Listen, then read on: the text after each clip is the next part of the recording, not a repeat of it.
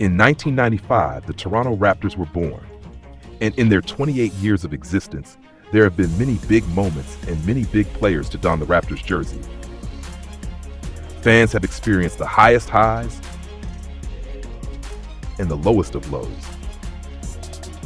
But with every team, there are also moments and players we didn't experience, but wish we had. In the next 5 videos, we'll be counting down the top 5 biggest what-ifs in Toronto Raptors history.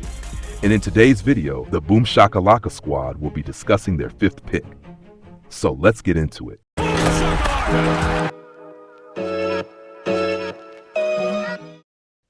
All right, welcome to another edition of the Boomshaka podcast. I'm Vincent, that's Abby, that's Emmanuel, that's Justin.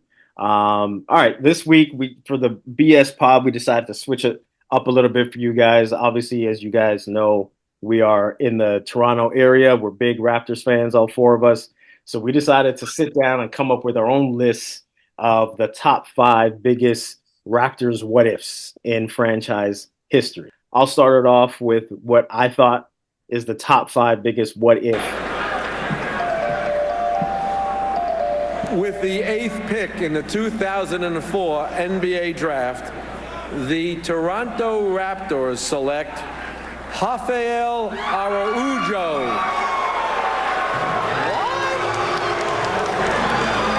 With the 9th pick in the 2004 NBA draft, the Philadelphia 76ers select Andre Iguodala from the University of Arizona.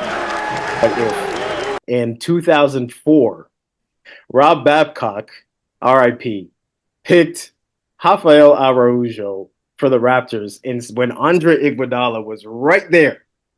He was right there for the picking. And even Andre Iguodala, even he thought he was going to be picked by the Raptors. I remember watching the broadcast that year. And the people, doing the broadcast, whoever they were, talking about Andre Iguodala being a perfect selection right here to go to the Raptors. And then this guy picks Araujo, somebody nobody ever heard of. All right? Rafael Araujo, who obviously turned out to be a bust. And then Iguodala goes on to have essentially a Hall of Fame career, winning 4 championships. He was a great playing with Allen Iverson in Philly. And that's a guy who, if we had in Toronto, who knows? The reason why I have that as the top 5 what if, who knows what ends up happening going down in our franchise? Because at that point, we had Chris Bosh, right? So if we bring in Andre Iguodala to pair with Chris Bosh at that point, who knows what we look like? And I believe going into that season, I could be wrong, but going into that season, I think we still have Vince. So we would have a second year Chris Bosh. We'd have a rookie high flyer in Iguodala. We'd have a vet high flyer in Vince. How do you pass that up? But somehow, Rob Babcock, in his infinite wisdom, went with Rafael Araujo. Anyways, I could go on for forever about this topic. But that's my number 5.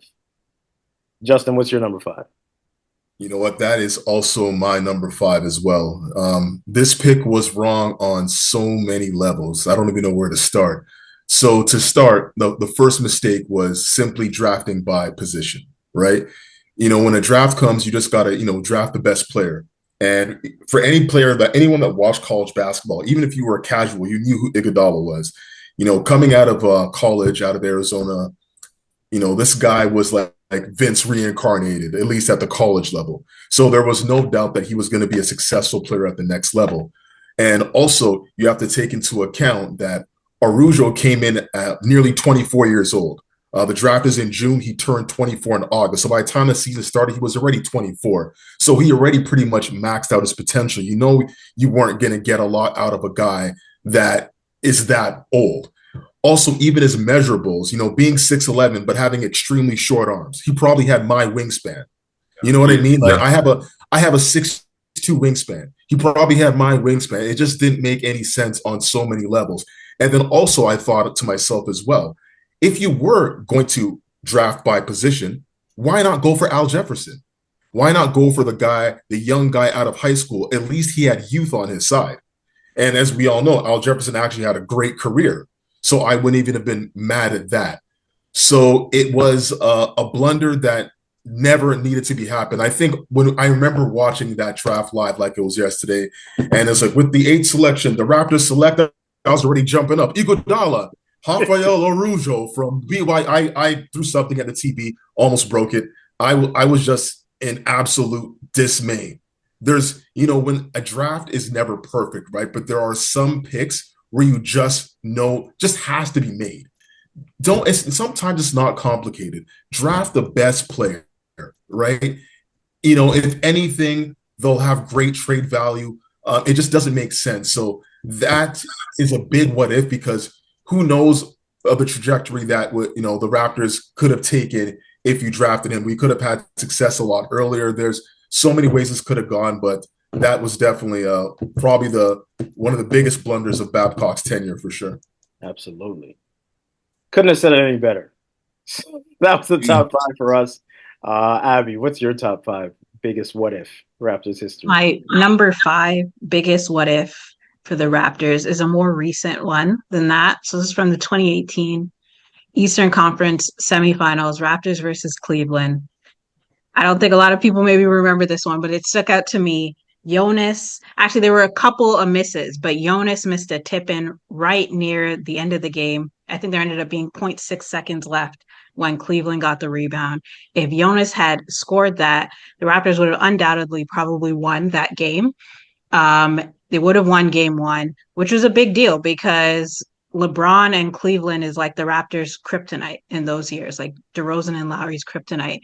And even though the Raptors were the home team, so they finished ahead, people still weren't thinking that the Raptors were going to do it. And so if they had gone in there, won that game, I think potentially that would have lifted their confidence, lifted their spirits. Maybe you go into game 2. Even if you don't win, at least you're going back to Cleveland and it's split, right? And you never know. In game 3, they lost at the buzzer. So who knows? Maybe, you know what I mean? So I think that if Jonas had hit that right there at the rim, if he had scored that, the Raptors win, potentially that series changes.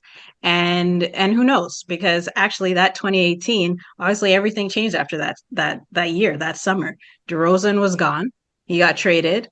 Obviously Kawhi worked out well, but DeRozan was gone and Dwayne Casey got let go. And so Coach of the year, right? Sorry? He was coach of the year, right? Was he coach of the year? When they let him go. I think he was. He got fired and his coach of the year. Well, yeah. So much changed. And so I feel like who knows what would have happened if we had won game 1. And I feel like that tip in particular was right there or so easy. I feel like potentially, yeah, that could have changed a lot of things. So that was my number 5 for the biggest what ifs for the Raptors. Emmanuel, what about you? Interesting selection. All good selections. The Jonas one, I have to admit, I didn't remember initially, but then as you say it, I remember it. It makes sense. And I remember him missing and kind of like holding his head or putting his head down or something like that. And I was like, ah. But I also remember thinking, of course, of course, the Raptors, this is our luck. That it didn't feel like, it felt like, of course, this is what always happens to us. The Iguodala is interesting. Like, you make good points, but like you said, Iguodala Hall of Famer. I don't know if he's a Hall of Famer. 4 rings. So does Robert Horry and Steve Kerr. And I just think Iguodala was a good role player. He does have a Finals MVP though. He does have a Finals MVP. Robert Horry doesn't have that. Yeah. So no, but obviously Arujo, a horrible pick. Iguodala would have been better than that. My number 5 was the Raptors not being able to get the number 1 pick for 3 years. See, for the 95 expansion, the NBA decided to make up some new rules for its 2 new franchises. First and foremost, neither Toronto nor Vancouver would be given a top 5 pick in the 95 entry draft. And get this, neither team would be eligible to pick first overall in the 96, 97, or 98 NBA drafts, no matter how bad they were in their first few seasons.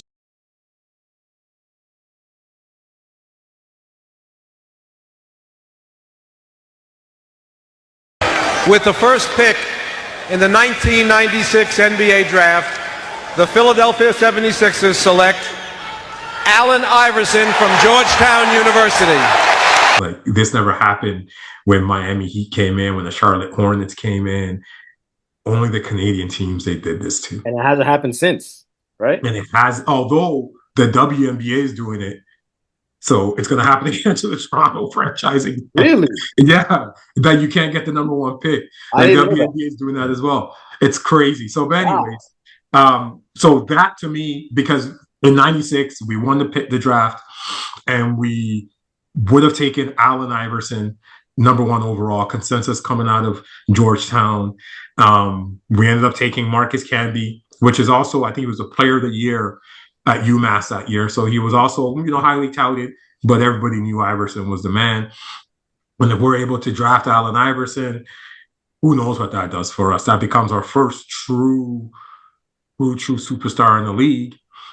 Creates a lot of attention. And this was at a time where Toronto was still struggling to get its footing and make a name for itself, not only in the US, but also within Toronto, to be legitimate and not just be looked at as that amateur team behind the Leafs. So getting a player like Allen Iverson, who was the Rookie of the Year, we already had Damon, Rookie of the Year, so it would have been a back-to-back Rookies of the Year. It was a bona fide future Hall of Famer. Absolutely would have been amazing. So that's my top 5. So you mentioned we already had Damon. You think with us having Stoudemire that they would have also still went ahead and drafted Iverson to have two basically undersized guards? I do. You know why? Who was the GM at that time, or who was in charge at that time? I think it was Isaiah. Isaiah Thomas. And where did he come from? Came from Detroit. And who did he play with in the backcourt? Joe Dumars. So and that's a perfect combination, because Damon was a true point guard. When people forget how good Damon was. Like he was really good. Like really good, Mighty Mouse. And then Iverson was even better than that. And Iverson, as we know, wasn't a point guard. Like he just wanted to get buckets. He was a 6-foot Kobe Bryant. That's what Iverson was. So I think that combo, I think Isaiah Thomas still would have taken it. And maybe Damon doesn't leave, and who knows what it becomes. So yeah, I think they would have picked it, and I think it would have worked. Thanks so much for tuning in. Stay tuned for our next video, where we discuss our picks for the number 4 biggest what if in Toronto Raptors history.